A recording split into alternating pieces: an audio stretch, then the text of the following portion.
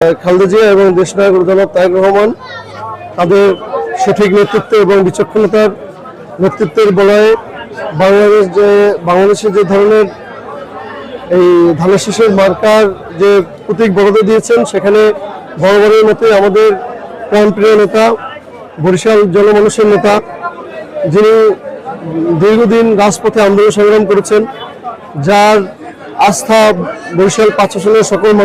মানুষ তার উপরে আস্থা রাখেন, বরাবরের মতোই তাকে আবার ধানের শীষের প্রতীক দিয়েছেন। এবং আমরা বিশ্বাস করি দেশনায়ক জনাব তারেক রহমান এবং দেশনেত্রী বেগম খালেদা জিয়া আমাদের দুইজন রাজনৈতিক আমাদের দলের কর্ণধার, তারা সঠিক সিদ্ধান্ত নিয়েছেন। এই সঠিক সিদ্ধান্তের মাধ্যমেই বাংলাদেশের ত্রয়োদশ জাতীয় সংসদ নির্বাচনে আগামী দিনের ভোটের মাধ্যমে ধানের শীষের মার্কা হিসেবে আমাদের যে তারেক রহমানের যে পছন্দ অ্যাডভোকেট মুজিবুর রহমান সরোয়ার, আমি আরো বিশ্বাস করি তিনি জয়যুক্ত হবেন এবং বিপুল ভোটে পাশ করবেন। আমি আরো আশা করি যে তার সাথে বরিশাল সদর আসনে কোনো অন্যান্য প্রার্থীদের সাথে কম্পিটিশন হবে না, কারণ তিনি মানুষের পালস বোঝেন,